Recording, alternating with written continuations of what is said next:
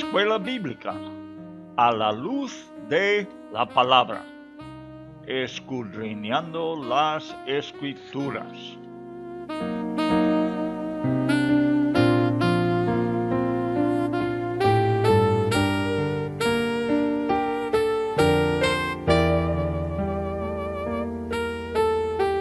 Luz a las Naciones, canal cristiano de comunicación, presenta A la luz de la palabra, un estudio expositivo de la palabra de Dios, una presentación minuciosa de toda la Escritura, porque es inspirada por Dios y útil para enseñar, para redarguir, para corregir, para instruir en justicia, a fin de que el hombre de Dios sea perfecto, enteramente preparado para toda buena obra.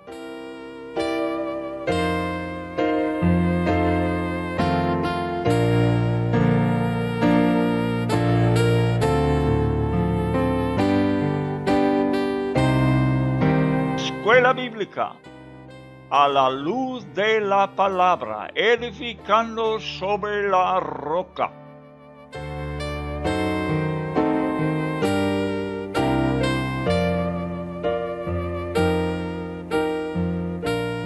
Los libros históricos, el Dios de la historia.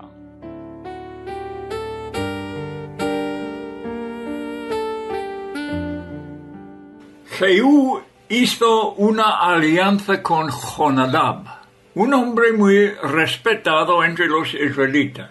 Posiblemente era un hecho político. Le quería demostrar el celo que tenía por el Señor al oponer la idolatría de Israel. Mató a todos los que quedaban de Acab, exterminándoles totalmente, llevando a cabo la palabra de Dios hablada por Elías. Debemos darnos cuenta nosotros del siglo XXI que hay un juicio por delante, según la palabra de Dios. Un juicio que se acabará con el pecado y los que lo practiquen, haciéndose así enemigos de Dios. No dejéis engañar que el Dios del Antiguo Testamento se ha cambiado en cuanto de su justa sentencia contra el pecado y el pecador. La cruz comprobaba su justicia al castigar a su propio Hijo, que llevó los pecados del mundo, y para los que resisten el Evangelio del Hijo, rehusando arrepentirse y rendirse a la soberanía de Cristo, llevarán su culpa y recibirán el castigo eterno. Buenas tardes, amigos. Lo que acabo de decir es la pura verdad de la palabra de Dios. Dios es un ser totalmente justo. La justicia reina en su reino. La justicia siempre se lleva a cabo. La justicia es una protección para cualquier civilización. Y lo tenemos en el reino de Dios. Acabo de decir, de que la justicia de Dios fue demostrado en la cruz de Jesucristo. Mucho hablamos del amor de Dios que mandó a su Hijo ir a la cruz. Hablamos del amor de Cristo que murió por nosotros, pero a veces pasamos por alto el hecho de que era necesario el castigo. El castigo precisamente de la cruz. Una tortura tremenda. Un castigo tremendo. ¿Qué es eso? Es la justicia de Dios llevándose a cabo, y allí podemos ver qué terrible es nuestro pecado delante de un Dios santo, que pudo castigar a su Hijo de tal manera en nuestro lugar. Él hizo lo que nosotros teníamos que hacer, sea sufrir por nuestras muchas ofensas contra este Dios santo. Esa es una realidad y es algo que tenemos que reconocer como cristianos. Bueno, estamos en los libros históricos ahora y, bueno, hemos estado por mucho tiempo ya. Y vamos en el libro de Reyes, Segundo de Reyes, y al mismo tiempo pasajes paralelos en Segundo de Crónicas, que vamos estudiando al mismo tiempo. Dios es Dios de toda la historia. Él se meta en la historia de este planeta. Y en el Nuevo Testamento, Esteban y Pablo predicaron haciendo referencia a toda la historia de Israel. Puedes verlo en Hechos capítulo 7, versículo 2 hasta 53. Allí habla Esteban. En capítulo 13 de los Hechos, versículo 16 hasta 23, habla el apóstol Pablo de esta historia de los israelitas. Dios ha estado siempre inmensamente involucrado con la historia de esta pequeña tierra en el Medio Oriente. Y podemos ver que en el Nuevo Testamento sigue contando esta historia. Bueno, nosotros lo vamos estudiando. Historia tras historia, capítulo tras capítulo, versículo tras versículo, informándonos de esta historia. Informándonos porque de allí aprendemos. Aprendemos de la historia para no repetir los errores. Esto es la meta, ¿verdad? Bueno, también queremos aprovechar de las bendiciones de Dios. Podemos verlo también en esas historias. Sobre todo, el propósito número 1 de la Biblia es darnos una revelación de Dios mismo, de su persona, de sus atributos. Y mientras que vayamos desarrollando las historias, estudiándolo, empezamos a formar un concepto de Dios que es 100% bíblico. Este es muy necesario para el cristiano. A.W. Tozer dijo, lo que entra en tu mente cuando tú piensas o hablas de Dios es la cosa más importante en toda tu vida. Es necesario para vivir la vida cristiana tener un concepto correcto de Dios y que sea también un concepto grande de Dios. Porque si nuestro concepto de Dios es pequeño, vamos a vivir una vida de acuerdo con ese concepto. Al mismo tiempo estamos aprendiendo los caminos de Dios, cómo Dios funciona. Vamos viendo. He hablado ya de cómo Dios castiga el pecado y el pecador.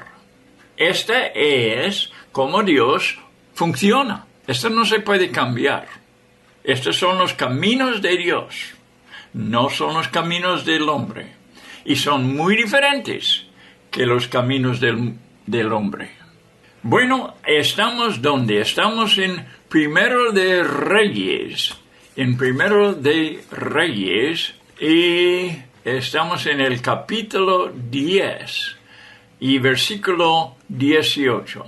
Vamos allí. Segundo de Reyes, capítulo 10, versículo 18. Quisiera, si fuera posible, que me siguiera en tu propia Biblia. ¿Por qué?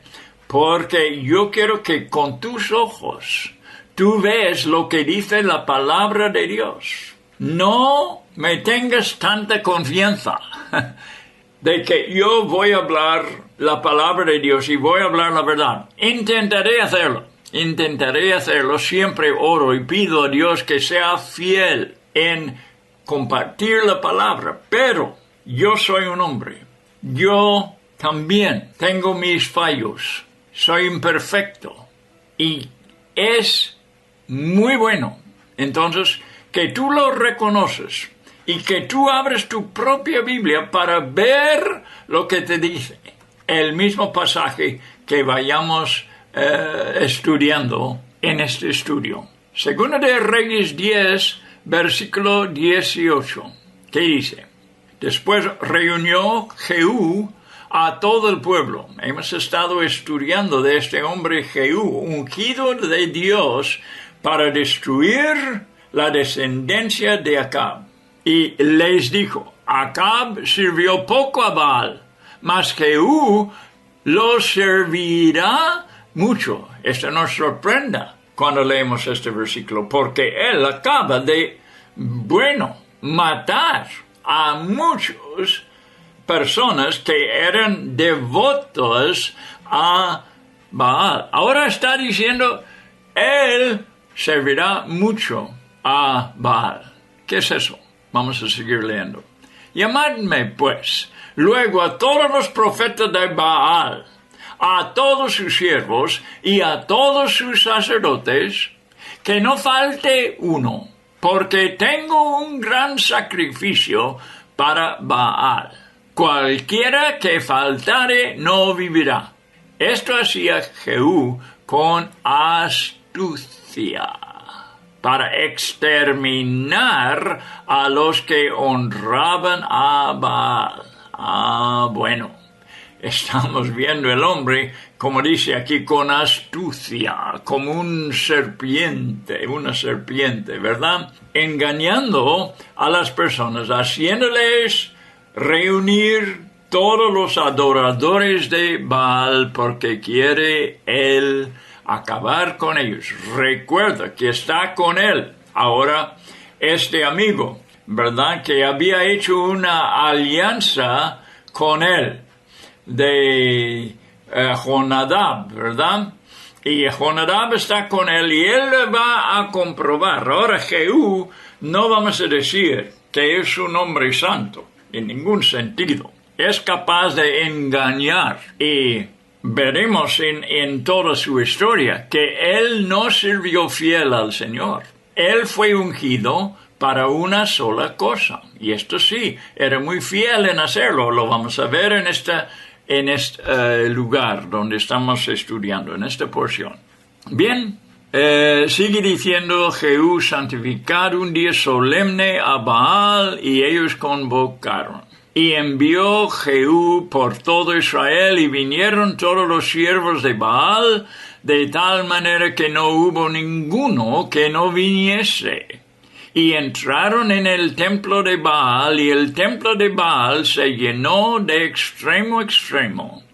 Entonces dijo al que tenía el cargo de las vestiduras, saca vestiduras para todos los siervos de Baal, y él les sacó vestiduras, uniformes especiales para el servicio de Baal. Y entró Jehú con Jonadab, hijo de Recab, en el templo de Baal, y dijo a los siervos de Baal, mirad y ved, que no hay aquí entre vosotros alguno de los siervos de Jehová. Aquí está teniendo cuidado para los que servían al Señor, sino solo los siervos de Baal, dijo. Y cuando ellos entraron para hacer sacrificios y holocaustos, Jehú puso fuera a 80 hombres y les dijo, cualquiera que dejare vivo a algunos de aquellos hombres que yo he puesto en vuestras manos, su vida será por la del otro. Y después que acabaron ellos de hacer el holocausto, Jehú dijo a los de su guardia y a sus capitanes: entrad y matadlos, que no escape ninguno. Y los mataron a espada, y los dejaron tendidos los de la guardia y los capitanes, y fueron hasta el lugar santo del templo de Baal. Y sacaron las estatuas del templo de Baal y los quemaron, y quebraron la estatua de Baal y derribaron el templo de Baal y lo convirtieron en letrinas hasta hoy. Veremos cómo también Jehú se acabó con la idolatría de la población en general. Les hizo pensar que él iba a seguir con la adoración a Baal. De esta manera se juntó todos los idólatras, sus profetas, sus sacerdotes y los siervos de Baal en un solo lugar. Exigió por pena de muerte que todos estuvieran. Dice que lo hizo con astucia. Proclamó que santificaran un día para hacer un gran sacrificio. Aseguró que vinieran de todo Israel para reunirse en el templo de Baal. Para bien identificarles, mandó que todos pusieran las vestiduras especiales de Baal. Yo no sé cómo eran estos, pero aparentemente tenían que vestirse con un uniforme para estos sacrificios. Acompañado de Jonadab, mandó que cuidarían que no estuvieran presente ningún adorador del Señor. Así también el Señor asegura y proteja los suyos. Como podemos leer sobre el último juicio del gran trono blanco en Apocalipsis capítulo 20, versículo 11 hasta 15. ¿Qué tal si estudiáramos un poco del gran juicio final, cuando Dios hará esta obra, la obra de acabar con el pecado y con los pecadores que no han recibido a su Hijo Jesucristo? Ahí estarán todos. Vamos a leer en Apocalipsis capítulo 20, versículo 11 hasta 15. Dice Juan apóstol: y vi un gran trono blanco, y al que estaba sentado en él, de delante del cual huyeron la tierra y el cielo, y ningún lugar se encontró para ellos. Y vi a los muertos, grandes y pequeños, de pie ante Dios. Y los libros fueron abiertos. Y otro libro fue abierto, este es muy importante, el cual es el libro de la vida. Y fueron juzgados los muertos por las cosas que estaban escritas en los libros, no en el libro de la vida, sino lo que estaba escrito en los libros según sus obras. Ninguno tiene su nombre en el libro de la vida por sus obras. Pero estos otros libros son libros de obras que habían hecho las poblaciones de toda la tierra. Y dice que el mar entregó los muertos que había en él. No se escapó ninguno. Jehú lo hizo que todos los de Israel estuvieran presentes. Muy cuidadoso, que nadie se escapara. Mira, Dios lo hará en el último juicio. El mar entregará los muertos que hay en él, y la muerte y el Hades entregaron los muertos que había en ellos, y fueron juzgados cada uno según sus obras. Y la muerte y el Hades fueron lanzados al lago de fuego. Esta es, no produce, es, que es el lago de fuego. Es la muerte segunda. Es la separación eterna de Dios.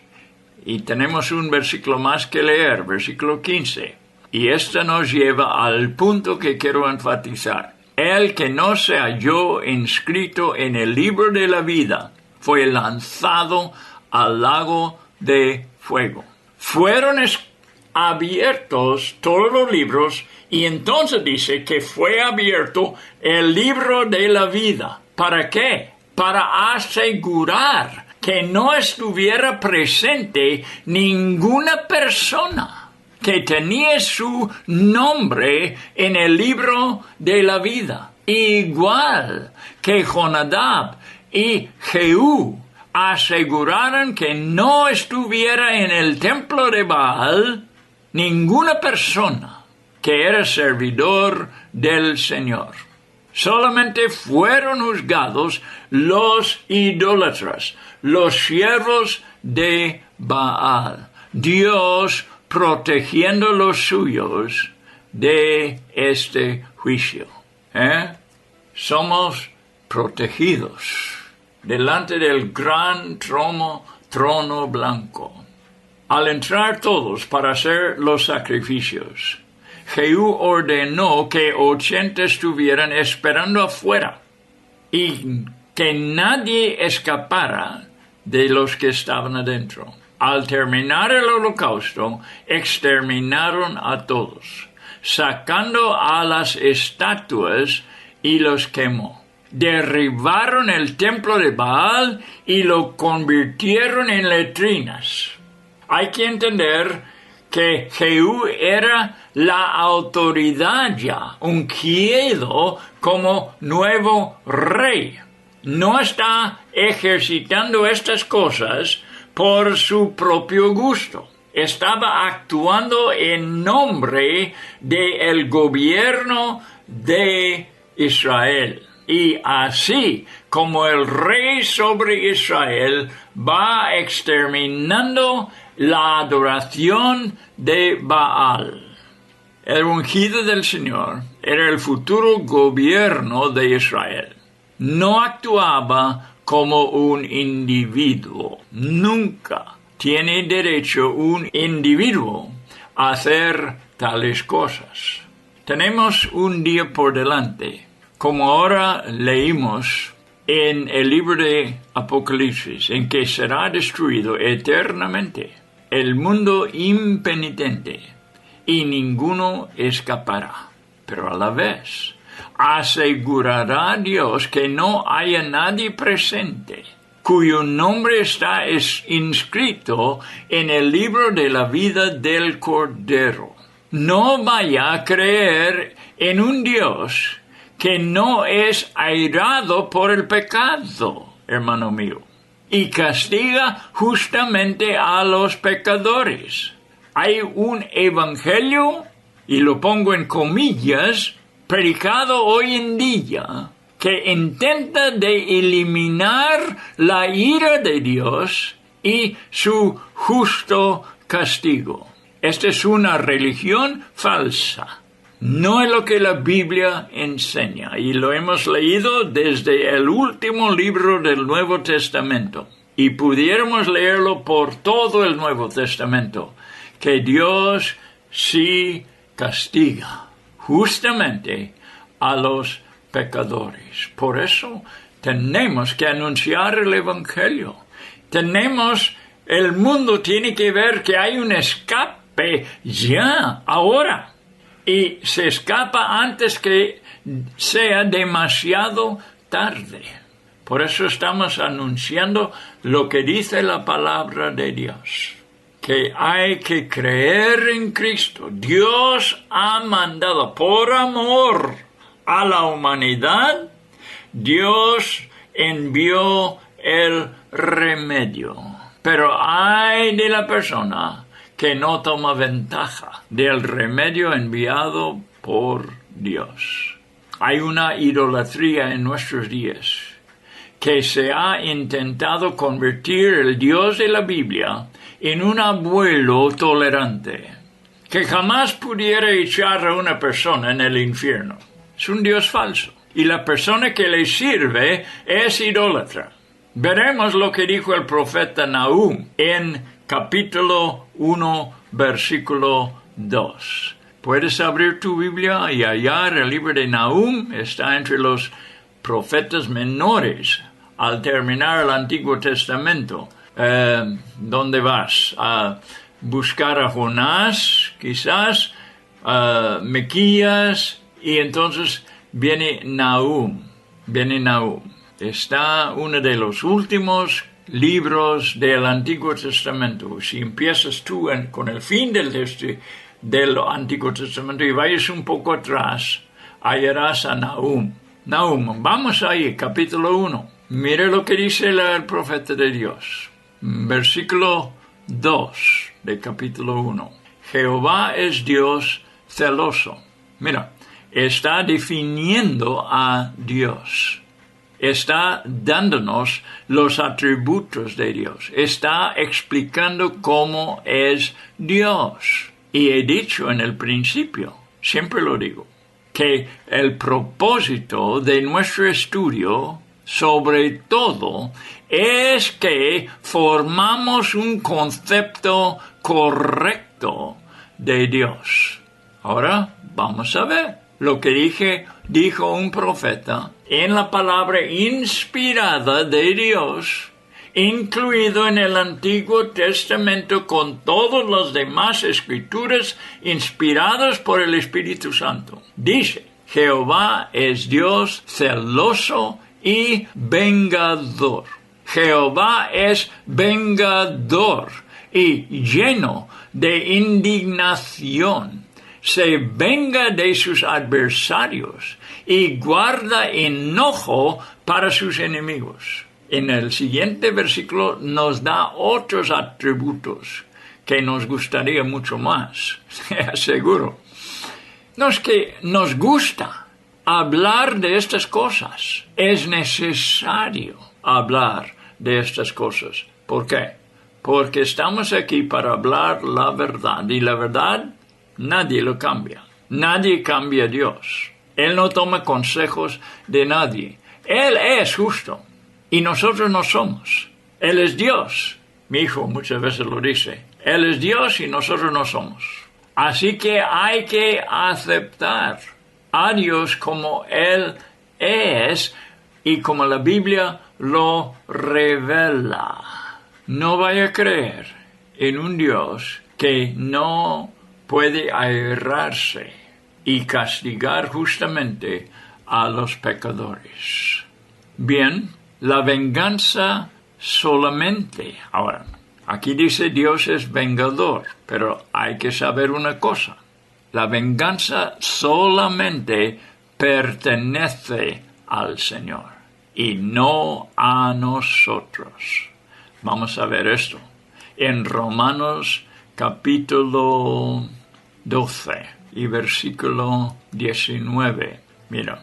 No os venguéis vosotros mismos, amados míos, sino dejad lugar a la ira de Dios, porque escrito está, mía es la venganza, yo pagaré, dice el Señor. Así que el cristiano no practica la venganza, ni quiere vengar. ¿Qué pasa cuando él es maltratado? Lo deja en las manos de el que es vengador. Nosotros los cristianos no debemos ser. Debemos hasta orar y hacer bien a los que nos persiguen. A nosotros no pertenece la venganza, pero no dudes de la venganza del Señor. Veremos lo que dijo Jesús. Ahora, en Lucas, capítulo 12, versículo 5. Muy importante este versículo. Refiero a este versículo muchas veces. Mira, Jesús nos está hablando. Está hablando a los suyos. Y dice, pero os enseñaré a quién debéis temer. Temed a aquel que después de haber quitado la vida, tiene poder de echar en el infierno. Sí, os digo, a este temed. Está hablando del Señor mismo. La Biblia no nos dice en alguna parte que debemos temer a los hombres o que debemos temer al enemigo, los espíritus malos, ni el diablo ni Satanás. Pero Cristo dice que debemos temer a Él que después de haber quitado la vida puede echar en el infierno. Así que lo que estamos aprendiendo aquí de Jehú es una obra de Dios en su día, autorizado por Dios como gobernante de acabar con la religión de los Baales. Jehú destruyó la religión de Baal en Israel. Ahora, repito, los cristianos no tenemos derecho de hacer tal cosa. Algún individuo no tiene tal derecho. Pero estamos hablando de un gobierno donde había reinado Baal y había hecho muchas crueldades. Había perseguido a los profetas verdaderos de Dios. Y ahora era el tiempo para que Jehú toma esta cosa en sus manos. Era el tiempo, de juicio contra esta religión. No nos es el tiempo ahora. Esperaremos el gran trono blanco. Pero te aseguro que ese día vendrá. Jehú destruyó la religión de Baal en Israel. Pero él mismo no se arrepintió de sus pecados. ¿Qué te parece? Ni sirvió para adelantar el reino de Dios. Dejó las cosas que Jeroboam, el primer rey de Israel, había establecido en el principio del reino dividido. No sé si te acuerdas de esa historia. Hay gente así hoy en día que solamente tienen una religión negativa. Estoy hablando de Jehú. Tenía una religión negativa. No hizo nada positivo para Dios. Él solamente destruyó y no tenía algún respuesto para su propio pecado. Hay gente, estoy diciendo, hoy en día que tienen una religión totalmente negativa y no hacen nada para adelantar el Evangelio. Pues no lo seguimos nosotros, porque el propósito de Dios se adelanta por la gracia y la fe. En estos días de gracia, en estos días del Evangelio, en estos días del mover del Espíritu Santo, nosotros los cristianos adelantamos esta obra por la gracia de Dios y la fe en Él, y no por alguna venganza. Ni ejercitamos nosotros el juicio. Anunciemos un evangelio de perdón y de salvación que tiene como fruto el amor, gozo, la paz, paciencia, benignidad, bondad, fe, mansedumbre y templanza. Esperamos la vida eterna con el Señor en el cielo. El Señor le garantizó 4 generaciones a Jehú sobre el trono de Israel por su éxito en llevar a cabo el orden del Señor, castigar a la casa y las obras de Acab. Esto, dijo el Señor, fue recto en sus ojos. Si quieres ver esto, volveremos a Segundo de Reyes, otra vez capítulo 10, ¿verdad? Y ahí vamos a ver, en versículo 30, dice: Y Jehová dijo a Jehú, por cuanto has hecho bien, ejecutando lo recto delante de mis ojos, e hiciste a la casa de Acab conforme a todo lo que estaba en mi corazón. tus hijos se sentarán sobre el trono de Israel hasta la 4ª generación. Ahí está.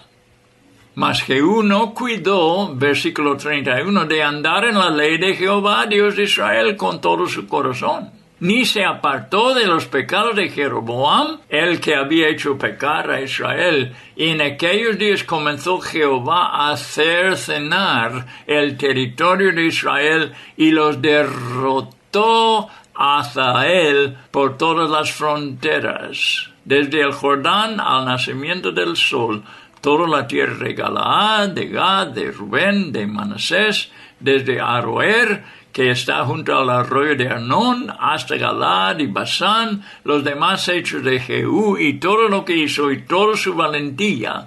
¿No está escrito en el libro de las crónicas de los reyes de Israel? Y durmió Jehú con sus padres, y lo sepultaron en Samaria, y reinó en su lugar Joacaz, su hijo. El tiempo que reinó Jehú sobre Israel en Samaria fue de 28 años.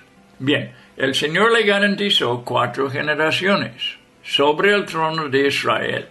Sin embargo, no estableció la ley de Dios por ley sobre su reino, y por eso Dios empezó a disminuir el reino del norte por la mano del rey Hazael. Desde Galaad, y hemos dicho, de Rubén, Gad, Manasés, empezó la destrucción. Estas tribus estaban al otro lado del río Jordán. Eran los primeros que cayeron. Al otro lado del río Jordán, ellos hallaron su territorio. Estas 2 tribus y medio, Manasés era medio tribu, y la otra mitad estaba al otro lado del río Jordán. Y hay algo que aprender ahí también. No estar en las fronteras, meterse bien en el reino de Dios. Estas 2 tribus y medio hallaron su territorio fuera, al otro lado del río Jordán. Y así empezó la destrucción de Israel. Interesante que fue, ya he dicho, donde las 2 y media tribus quisieron establecerse al otro lado del río sin cruzar para conquistar la tierra de Canaán. Y así termina la historia de Jehú. Muriéndose, fue sepultado en Samaria y su hijo Joacaz tomó el reino. Jehú fue rey por 28 años. Y ahora pasamos a capítulo 11 del libro de Reyes. Capítulo 11 de Segundo de Reyes. Y aquí tenemos un pasaje paralelo con Segundo de Crónicas, capítulo 22, versículos 10 y 12. Tenemos estos 2 libros que nos cuentan la historia de los reyes. Lo que tenemos en el libro de Reyes mayormente es la historia de los reyes del norte. Lo que tenemos en Segunda de Crónicas mayormente cuenta la historia de los reyes de Judá al sur de la nación. Bueno, leeremos los primeros 3 versículos de capítulo 11.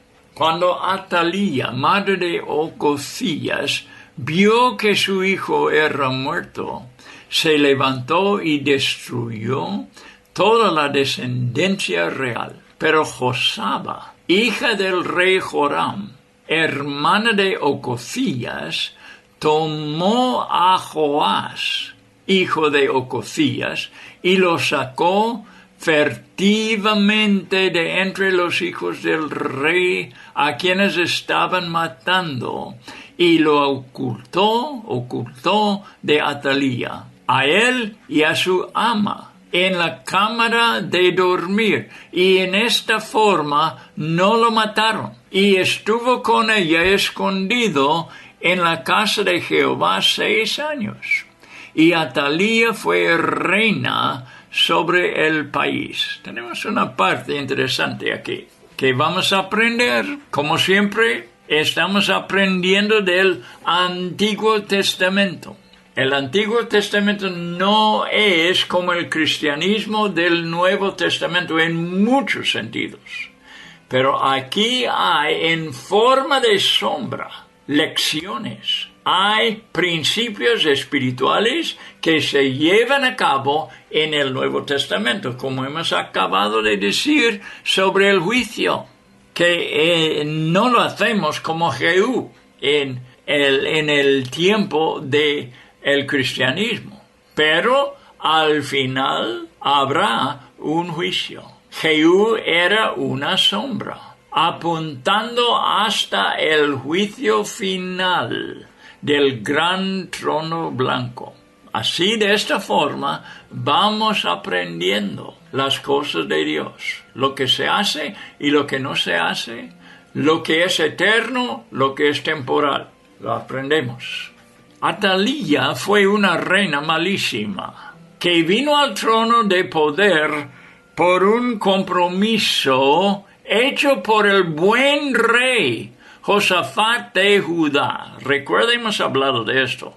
Y lo repito porque es tan importante, especialmente para estos días. No repetir el error tremendo de Josafat de Judá. Él hizo un compromiso con el rey más malo que existía en Israel, Acab. Josafat tenía un fallo en su carácter y le causó buscar unidad entre los reinos divididos. No debía haber hecho eso. Era un buen rey, buena persona, pero tenía este fallo y causó daño por generaciones. Posiblemente él pensaba que era la voluntad de Dios buscar unidad, como muchos cristianos son engañados en este sentido. Hoy en día tienen este fallo en su carácter también. Buscar unidad entre el verdadero cristianismo y las falsas representaciones del cristianismo en nuestros días. Un ecumenismo. Ecumenismo no es de Dios. Josafat lo comprobó aquí en el Antiguo Testamento. No vamos a seguir sus pasos. Posiblemente, pensaba que era la voluntad de Dios, hasta que un profeta le informó después de todo. ¿Al impío das ayuda?, le pregunta el profeta, ¿y amas a los que aborrecen a Jehová?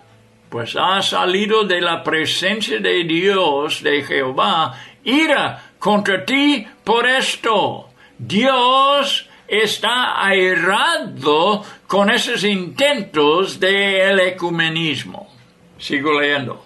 Pero si han hallado en ti buenas cosas, por cuanto has quitado de la tierra las imágenes de acera y has dispuesto tu corazón para buscar a Dios. En el hecho podemos ver cómo un buen hombre, y hay estos en nuestros días, un buen hombre puede equivocarse grandemente. Que aprendamos de tales verdades. Es la verdad. Buenos hombres pueden equivocarse de forma grande. El pecado de Josafat fue esa afinidad que tenía con Acab. En su propia generación, esta afinidad le influyó malamente a él mismo y a su reino. Contrajo parentesco con Acab. ¿Qué quiere decir? Significa que contrajo en matrimonio su hijo con la hija de Acab y Jezebel, sea Atalía. Como Jezebel influyó mucho a su marido Acab, su hija también influyó al hijo de Josafat, Joram, que era su marido, y el siguiente rey de Judá después de Josafat. El nieto de Josafat se llamaba Ocosías, y él reinó por solamente un año en Judá, y después fue muerto, fue matado. Cuenta segundo de Reyes 8, versículo 26 y 27. El nombre de su madre fue Atalía. Está hablando de Ococías, el rey. Su madre fue Atalía, hija de Omri.